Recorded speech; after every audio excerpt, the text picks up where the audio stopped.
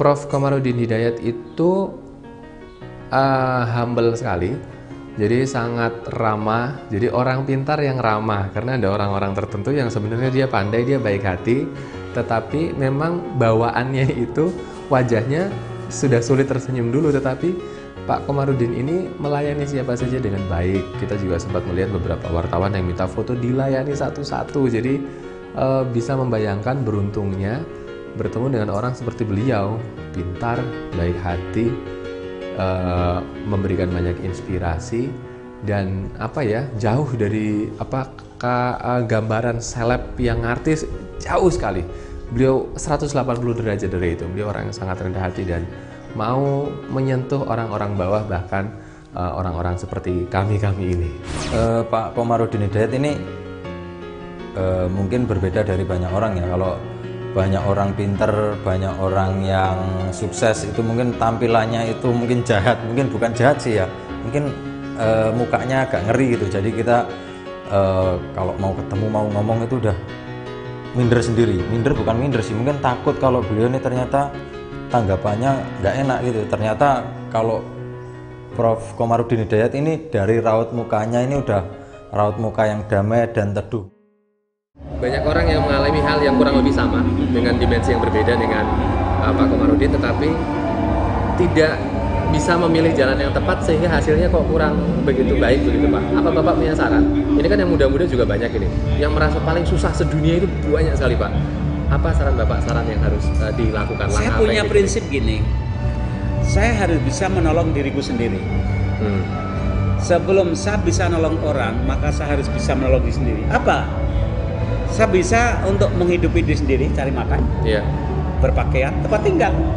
Masa saya nggak bisa sih cari makan untuk diri sendiri? Masa saya nggak bisa nutup badanku sendiri? Masa saya nggak bisa sih nitipkan badan untuk hidup? Kan simpel aja kan? Baik. Jadi prinsip self help, menolong diri sendiri itu dari dulu saya pegang. Saya tidak ingin merepotkan orang lain. Syukur-syukur membantu orang lain. Baik. Itu Bapak amalkan dan sampai hari ini tuh bikin Bapak keliling dunia, jadi rektor UIN sekarang Pak. Dari kecil saya tuh seneng berimajinasi kalau ada pesawat terbang, kemudian baca majalah, baca novel Kopingko itu bagi saya sangat inspirasi. Bagaimana untuk menaik menjadi pendekar itu jerih payah luar biasa, dan saya pikir aku harus siap, dan tanpa jerih payah nggak mungkin aku naik kelas, dan itu saya jalanin. Oleh karena itu saya bersahabat dengan problem dari dulu. Saya tidak membenci problem, tapi saya anggap problem adalah mata rantai kehidupan, guru kehidupan, teman kehidupan yang dengannya aku akan bisa naik tingkat. Baik. Saya pribadi Pak, ini kalau boleh curhat, akan sangat sulit untuk melihat masalah itu sebagai cara Allah untuk membuat kita semakin baik. Bapak pahamnya dulu usia berapa Pak mengenal konsep ini Pak? Masih muda sudah masih muda ya, usia SMP saya sudah punya. Sudah mengerti itu Pak ya? Ada doktrin manjada wajada, barang siapa bekerja sungguh-sungguh pasti berhasil, gitu kan. Terus guru saya mengajar, coba lihat air. Air itu kalau mengalir itu jernih. Baik. Kalau diam itu kotor. Mengalir, hidup pun harus mengalir biar jernih, tumbuh. Baik. Lihat matahari itu. Matahari itu tidak pernah diam. Kalau diam orang jenuh. Kapan saatnya orang merindukan, dia muncul. Kapan saatnya orang udah jenuh, dia melincir. Harus terus bergerak. Jadi hidup gerak ini bagi saya menjadi bagian dari alam. Alam itu selalu gerak, dan aku bagian dari alam, harus gerak. Baik. Bahkan kan atom-atom dalam tubuh kita bergerak. Nafas gerak, darah gerak, kaki ini bergerak, hidup ini bergerak. Baik. Ya, Pak Komarudin Hidayat, ini kan berarti sudah banyak prinsip hidup Bapak yang sebenarnya sederhana. Orang pun banyak tahu tapi tidak bergerak untuk melaksanakannya. Orang yang paling berpengaruh dalam hidup Bapak, Pak, titik balik seorang Komarudin Hidayat muda saat itu yang membuat Bapak akhirnya tergerak, kemudian kuliah di Jakarta dan yang lain, itu sosoknya siapa Pak? Pertama, kondisi alam bahwa saya di desa tidak akan berubah. Baik. Kalau saya tetap di desa saya, no hope, no future. industri tidak ada, sawah juga tidak, keluarga saya juga miskin, jadi saya tidak ada harapan, maka saya harus keluar. Nah, kiai saya almarhum Imam Ja'far itu banyak mempengaruhi saya, motivasi saya untuk hidup tuh gerak. Kemudian teman-teman saya, tetangga saya itu kan pada transmigran. Ada yang ke Sumatera umumnya, ada lagi ke Jakarta kerja. Jadi saya membayangkan, wah, kalau gitu saya akan keluar dari sini. Mengapa Jakarta? Jakarta itu ibarat lumbung padi. Saya ibarat ayam, pasti sana banyak padi. Dan saya kan bukan ayam. Ibarat semut, sana kan banyak madu bunga. Saya kan bukan semut. Oleh karena itu, saya akan ke Jakarta. Prinsip saya apa? Saya pasti bisa menolong diriku sendiri. Hanya naruh badanku. Masa saya tidak bisa? Toh saya orang baik-baik. Saya percaya pada Allah. Saya orangnya tidak pemalas. Dan saya mau belajar. Dan saya tidak menuntut banyak hal pada hidup ini. Tidak ada alasan apapun untuk takut. Jadi saya pergi aja ke Jakarta. Ketika di Jakarta, Jakarta kasih waktu saya 3 tahun. Mengapa 3 tahun? Karena saya belajar. Orang itu kalau perpindahan kelas kan 3 tahun, 3 tahun. SMP, SMA 3 tahun. 3 tahun. Jadi 3 tahun Jakarta kasih waktu saya. Kalau saya kalah ya sudahlah, saya akan kalah. Entah kemana, tapi saya akan bersahabat dengan kamu 3 tahun. Nggak sampai 3 tahun, tidak sampai sebulan saya sudah bisa hidup. Mengapa? Karena saya bersahabat. Jadi melihat bis banyak, itu juga peluang. Itu kan perlu dibersihkan bis itu. Saya juga bisa hanya nyuci bis.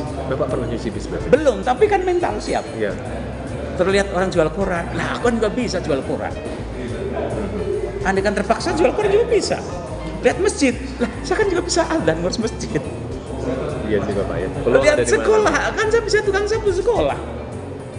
Itu kan saya bisa ambil belajar. Jadi saya melihat Jakarta itu 1001 pintu terbuka. Persoalannya saya masuk tidak, dan saya begitu melihat itu jadi optimis. Saya bisa, tukang parkirnya bisa kok. Masa saya orang baik-baik nggak bisa? Baik. Pak Komarudin Hidayat, sekarang kita coba mengingat beberapa buku yang fenomenal dari Bapak. Yang pertama adalah Psikologi Kematian, kemudian Berdamai dengan Kematian. Pak Komarudin ini kelihatannya masih sehat, bugar gitu, kayak masih jauh gitu, masih agak panjang. Apa yang membuat Bapak menulis buku-buku itu? Mungkin ya, dalam bawah sadar itu pengaruh dari saya ditinggal ibu kandung. Umur 9 tahun? Itu berpengaruh ya. Berpengaruh saya untuk merenungi kehidupan, untuk membaca buku-buku filsafat, psikologi, bahwa apapun yang kita sayangi, kita miliki, itu tidak abadi. Dan hidup ini juga sementara. Nah, pertanyaan saya kemudian, dalam kesementaraan itu, sungguhnya saya punya misi apa sih? Misi saya untuk maknai diriku sendiri dan bagi orang lain. Oleh karena itu saya kemudian rasanya saya melihat kematian itu begitu dekat. Justru karena melihat kematian dekat, saya menghargai hidup. Ibarat main bola, mengapa pemain bola tidak ada yang main-main? Karena waktunya dibatasi 90 menit. Coba kalau 90 hari ya. Santai-santai ya Pak ya? Santai kan. Tapi karena 90 menit, orang kan serius. Nah, saya menyadari betapa jatah waktu saya itu pendek, maka membuat saya kemudian berusaha serius, tapi juga enjoy. Masa hidup hanya untuk sengsara? Jadi bagaimana saya mempertemukan si main bola itu bermain, tapi tidak main-main, serius. Walaupun serius, tapi mereka menikmati. Mereka ya cari duit, mereka berkawan, mereka festival, mereka kerja keras, otot, otak, seni jadi satu kan. Nah, hidup ini bagi saya seperti main bola. Dan itu bisa dilakukan, mungkin untuk dilakukan. Iya kan, saya berusaha enjoy hidup, disyukuri dong, kita rayakan kehidupan. Tapi jangan lupa buat goal dong, prestasi apa. Bapak sampai hari ini masih melakukan itu ya Pak ya? Paling tidak saya menyadari itulah, berusaha. Baik.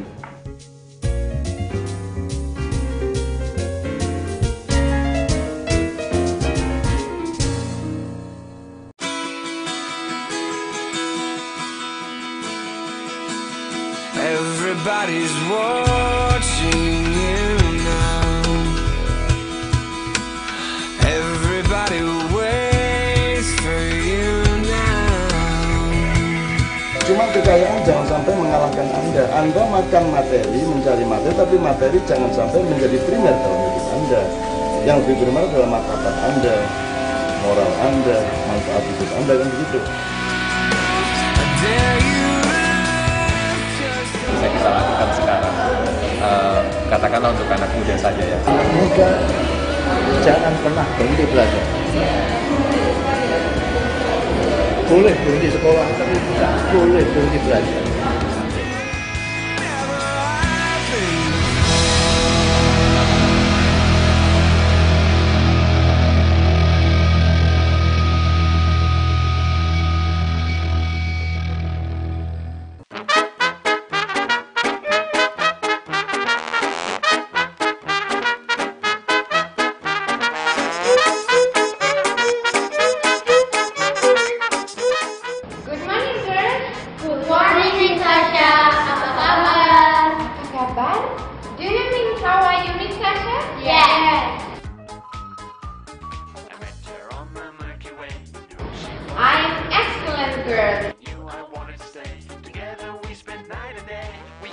How about you, Sandra?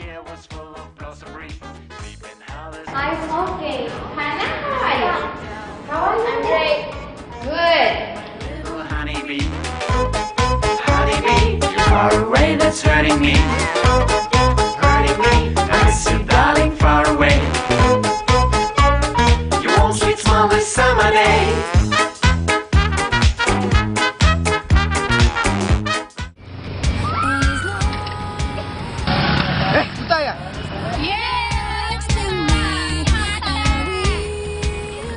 Pokoknya kamu harus ambil keputusan. Kamu nggak boleh terus-terusan kayak gini. Kamu harus putus sama Afan.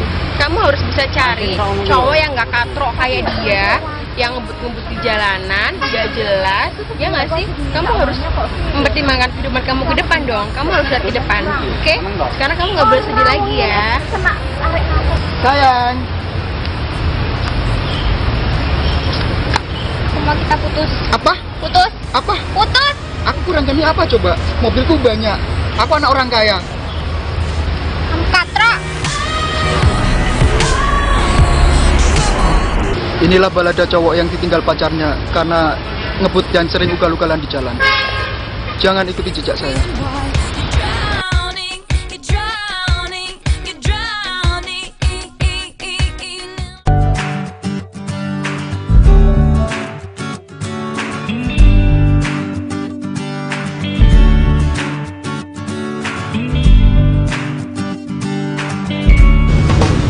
Banyak takdir di dalam hidup yang nggak bisa dihindari. Contoh yang paling, kalau teman-teman sempat baca cerita-cerita Yunani itu kayak Oedipus. Salah satu kalimat yang sampai sekarang nempel dari Kinarto adalah sing sopo temenanan bakal kini menang. Jadi kalau di Indonesia kan barang siapa yang sungguh-sungguh akan jadi sungguhan. Kadang-kadang ada orang yang merasa sungguh-sungguh padahal dulu.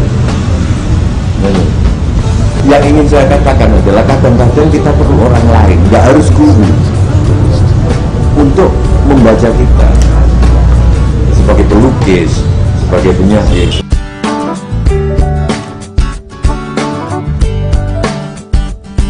Tapi intinya bagi saya, semua yang sudah terjadi itulah takdir.